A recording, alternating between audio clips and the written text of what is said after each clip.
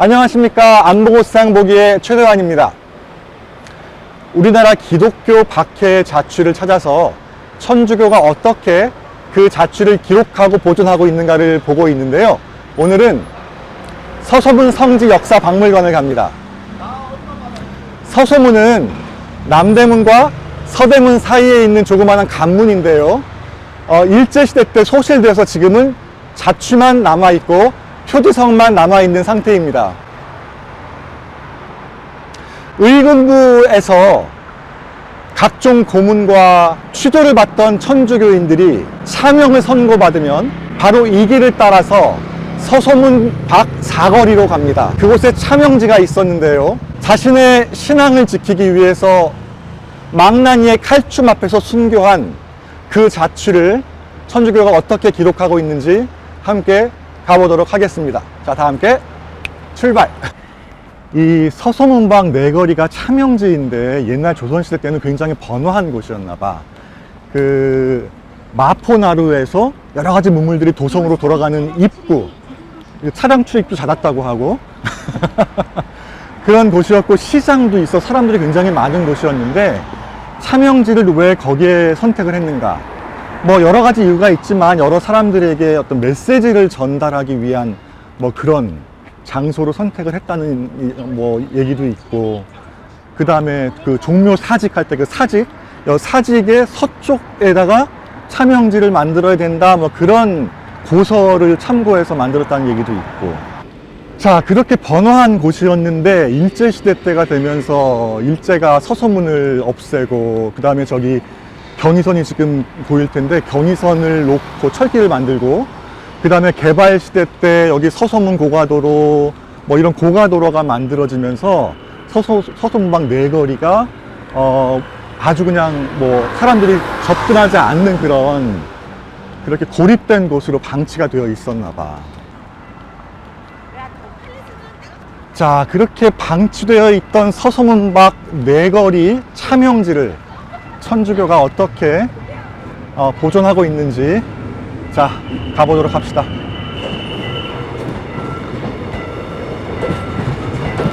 여기가 이제 경의선이 지나가고 있습니다. 아직도 이렇게 찾길에. 서울에 이런 곳이 아마 여기가 유일하지 않을까? 아닌가? 여기는 서소문 역사공원이고, 연편으로 여기에 서소문밖 내거리 순교성지가 있네. 이쪽에 서소문밖 내거리 순교성지. 와, 드디어 오긴 왔구나. 좌우로 공원이라서 나무하고 뭐 이렇게 풀들이 막, 꽃들이 잘 심어져 있어. 서소문밖 순교자 현양탑이라고 써져 있어, 이쪽에. 그렇게 방치되어 있던 이곳을 1984년 교황 요한 바오로 2세가 한국을 방문해서 103위의 순교자를 성인으로 추대하는 시성식을 하게 됩니다. 그때 이 지역, 이 차명터를 천주교에서 매입하고 순교자 현양탑을 만들면서 이곳을 공식 성지로 추진하는 노력들이 시작이 됩니다. 이후 1997년 공원이 새로 단장하면서 기존의 현양탑이 인근 약현성당 언덕으로 옮겨졌고, 1999년 현재와 같은 현양탑을 새로 건립하게 되었습니다. 우물터가 있다 하던데? 우물터가 있다고, 여기? 여기에는 지금, 이거는 그냥 조각 작품이네. 노숙자 예수라고 돼 있네. 이것도 있죠. 노숙자 예수. 이것도 외국 사람이 한 건데 상당히 유명한 사람인가 봐. 근데 이 똑같은 이 작품이 세계 몇 군데 있대. 어떻게 서 있는 건, 한번 설명을 조금 해볼까? 이렇게 벤치 의자에 이렇게 누워있는 노숙자 모양. 근데 여기 써져 있는 거로는 마태복음을 묵상하며 제작된 이 작품은 이곳에 소외되고 고통받는 일이 단 한 사람도 없었으면 하는 바람을 담고 있다. 그래서 이게 티모시 슈말츠라는, 이게 손이야? 발? 이게 발이야? 거꾸로 돼 있구나. 그러니까 그러면 이게 머리고, 그렇지. 이게 거기 얼굴이에요. 이게 얼굴 쪽이고, 안쪽. 그 뒤에는 의자고. 노숙자 예수? 노숙자 예수. 그러면 노숙자들을 대할 때 예수님을 대하듯이 해야겠다는 생각이 조금 드네. 저기 우물 뚜껑이, 우물도 있고 우물 뚜껑도 있다. 나왔어? 이 앞에. 이게 이제 뚝깨 우물이라는데 망나니들이 차명을 한 다음에, 그러니까 칼로 사람의 목을 탁 벤 다음에 칼에 피가 엄청 묻어 있잖아. 그거를 이 우물의 물을 꺼내서 칼을 씻던 그런 우물이래. 근데 이게 사람을 베는 그 피를 씻는 우물이기 때문에 아무도 쓰지 않아. 망나니만 쓰는 우물이래. 그렇겠지. 망나니만 쓰는 우물. 우리가 지난번에 그 주문모 신부의 성수로 쓰던 우물이 남아 있는 걸 기억하지? 기억해? 여기는 그와 완전히 정반대. 천주교인들을 순교시킨 그 칼을 씻는 그런 우물이 아직도 완전히 정반대로 남아 있는 거야. 의미가 있는 그런 우물이었습니다. 한번 만져볼까? 이 뚜껑. 와. 나무로 된 뚜껑. 뚜껑. 밑에. 일반 우물이고. 와. 근데 뚝깨 우물이었습니다. 이게 건축학적으로도 되게 잘 지어졌대. 이게 2019년에 서울시 건축상 최우수상을 받은 박물관이래. 진짜로 잘 지어놨어. 순환자의 머리. 순환자의 머리. 이렇게 있어. 좀 만져볼게. 위에. 그래, 이게 그러니까, 와, 그때 내가 이거를 보고서 이 순교터의 엄청 상징적인 그런 조각품이 아닌가. 그러니까 얼굴, 이게 코고, 이게 뺨이고, 이게 이렇게 시멘트로 엄청 거칠게 표현을 해서 정말 순환받는 사람, 고통받는 사람, 얼마나 이 사람이 감옥에서 힘들었을까. 그리고 이 순교할 때의 이 아픔, 이런 게 느껴지지 않아? 난 그런 느낌이 들더라고. 어쨌거나 가만히 있어봐. 나 지금 전화를 해야 돼. 이곳에는 해설사님들이 자원봉사를 하고 계시는데요. 해설사님을 모시고 설명을 들어보는 시간을 가졌습니다. 서소문 성지 박물관이라는 곳은 국립박물관인데 주로 천주교 관련된, 그다음에 종교 관련된 것도 많이 섞여 있습니다. 여기 이제 보시게 되면 한양을 둘러싸고 있는 사대문이 있습니다. 사대문 사이에 있는 작은 문을 우리가 소문이라고 하는데 서대문과 남대문 사이에 있는 작은 문을 서소문이라고 불렀고요. 조선시대 때는 소위문 또는 소동문이라고 불렀던 그런 곳이에요. 근데 이곳 밖에 만초천이라고 하는 물이 흐르고 있었고 그 천변에서 사람을 채용하기 시작한 거예요. 조선시대 때. 1801년에 신유박해라는 것이 일어나요. 천주교 신자들을 많이 죽이는. 그때부터 이곳에서 천주교 신자들을 죽이면서 천주교 신자들의 순교터가 돼버린 것입니다. 천주시라고 하는 교리서가 있다 보니까 그것을 보고 이분들이 처음에는 주어사라고 하는 절에서 강학을 했어요. 경기도 여주에 있는 지금 터만 남아 있습니다. 이름이 뭐라고요? 주어사. 주어사. 예, 이것이 여주에 있었는데 지금은 절 터만 남아 있어요. 그리고 한쪽에서는 또 경기도 광주의 천진암. 네, 여기서 젊은 유학자들이 유교 강학을 하고 있었는데 거기에 이 천주실이라고 하는 책자가 끼어 있었던 거예요. 그래서 이 책을 공부하다 보니까 이게 단순히 서양에서 들어온 서양 학문, 서학이라고 불렀던 천주교인데 서양 학문이 아니라 이건 우리가 진짜 믿고 따라야 되는 참 진리다라는 걸 깨달으신 분이 바로 이벽 선생이세요.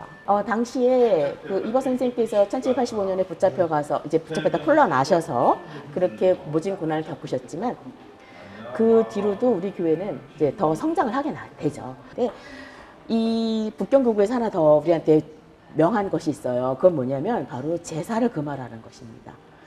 제사는 유교에서 굉장히 조상을 숭배하는 중요한 전통 질서인데 그것을 금하라는 것이에요. 왜냐하면 천주교 선거는 미신행위에 속하니까 금하라는 것입니다. 그러니까 이 말을 듣고 나서 또 많은 젊은 유학자들이 또 교회를 떠나갑니다. 하지만 이걸 직접 몸소 믿고 실천하신 분이 바로 윤지충 바오로예요. 윤지충. 네, 1791년도였는데요. 윤지충 바오로가 이 말을 듣고는 본인이 모시고 있던 모든 그 조상들의 신주를 다 찾아내서 불태워 땅에 묻어버려요. 이걸 제사를 폐하고 신주를 불태웠다 해서 우리가 폐제 분주 사건이라고 얘기를 합니다. 네. 그 제사를 금하라는 것 때문에 윤지충 바오로가 폐제 분주를 하시고 어머니의 장례를 간략하게 치르니까 문중에서 상소가 올라가는 거예요. 조정에. 그래서 정조가 그 말을 듣고는 사형언도를 내립니다. 그래서 이분께서 전라도 진산, 지금은 충청북도 금산이에요. 충청남도 금산. 이곳에 사시다가 그 사형언도를 받고 전라도 전주 땅에 전동성당이라는 곳이 있습니다. 지금 그곳에 옥토가 있는데 그곳까지 끌려가 처형을 당하세요. 그러니까 이분이 우리나라 최초의 순교자가 되십니다. 윤지충 순교자. 그렇죠. 그래서 이제 그 역사를 쭉 해놨고요. 우리나라 최초의 신부님 들어오신 거는 1795년도입니다. 주은모 야고고 신부님께서 들어오셔서 중국인 신부님이신데 우리나라에 들어오셔서 만 6년을 활동을 하세요. 그랬다가 1801년 신박해 때 붙잡히셔서 세람태에서 순교를 하십니다. 그 이후로 1801년의 신박해를 기점으로 해서 1839년의 기해박해, 그다음에 1846년의 병호박해, 1866년의 병인박해를 우리가 큰 4번의 박해에서 4대 박해라고 얘기를 합니다. 이때마다 이곳 천주교 신자들이 이 서소문과 세람태에서 많이 순교를 하신 거예요. 그리고 우리 교회가 1801년에 신유박해가 일어났을 때 많은 사람이 죽었는데 그 중에 특히 정화상의 아버지 정약종이 죽습니다. 주무신 분이 돌아가시고 난 다음에 우리는 사제가 없이 한 30여 년을 겪어왔는데 사제를 다시 모셔오고자 노력을 하는데 그래서 1824년에 편지를 하나 쓰셨는데 이 편지 쓰신 게 국경을 거쳐서 로마 교황청에 도착할 때가 3년이 걸려요. 당시 로마 교황청에 계시는 카펠라리 추기경님께서 이 편지를 보시고 굉장히 감동을 하세요. 조선이라고 하는 작은 나라에서 선교사를 보내달라고 하니까 자기네는 사실 모르고 있었던 나라이기도 한데 이분께서 후에 그레고르 16세 교황님이 되시거든요. 네. 교황님이 되시면서 우리에게 선물을 주세요. 그건 뭐냐면 조선 대목으로 설정을 해주시는 거예요. 그때가 1831년 9월 9일입니다. 그래서 그때 그 그레고르 16세께서 우리에게 교구를 시작해 주면서 파리방 전교회 신부들로부터 가서 사목을 하라고 얘기를 해요. 예, 모방 샤스당, 그러니까 모방 신부님이 먼저 들어왔고, 그다음에 샤스당, 그다음에 앵베르 주인님이 들어오셨는데 이분들께서 하신 일이 바로 우리나라 첫 번째 사자를 키워낸 거죠. 바로 김대건과 최양호, 그다음에 또 한 명의 소년 최방재를 마카오로 유학을 보내서 최방재는 그곳에서 죽고 김대건과 최양호만 사자품 받고 들어오게 되죠. 그러다 1886년도에 그 프랑스하고의 통상적이 맺어요. 네. 이러면서 우리가 종교의 자유를 얻게 됩니다. 그때 어떤 일이 있었냐면 나라와 나라 사이에 통상을 수교를 맺는데 조건이 하나 있었어요. 뭐냐면 프랑스 신부들이 그동안에 박해받고 많이 숨져 나갔는데 이제부터는 마음껏 선교할 수 있게 해달라는 거예요. 선교의 자유를 부여합니다. 그래서 이때부터는 프랑스 선교사들이 마음 놓고 수단을 입고 다닐 수가 있는 거죠. 그래서 그때는 우리는 우리 천주교의 자유가 왔다라고 얘기를 합니다. 그래서 여기 전시되어 있는 것들은 당시 조선시대 때 우리 천주교 신자들을 박해하는 것을 기록으로 많이 남겨놨어요. 그래서 기의 일기라든가 또는 병인년 병인박해 일기라든가 이런 책자들을 좀 전시를 하고 있습니다. 그 기의 일기의 기록으로 인해서 우리 103이 성이 탄생할 수가 있었던 것이고요. 또 그 이후에 병인일기라든가 또 다른 일기 기록에 의해서 114이 시복이 됐던 것입니다. 해설사님이 너무나 잘 얘기해주고 계시죠? 아픈 역사지만 재미있게 잘 들어보셨나요? 이어지는 다음 시간에는 이곳 서소문 성지역사 박물관에 또 어떤 역사들을 기록하고 있는지 기대해 주시기 바랍니다. 그 조선시대 때, 후기 조선시대 때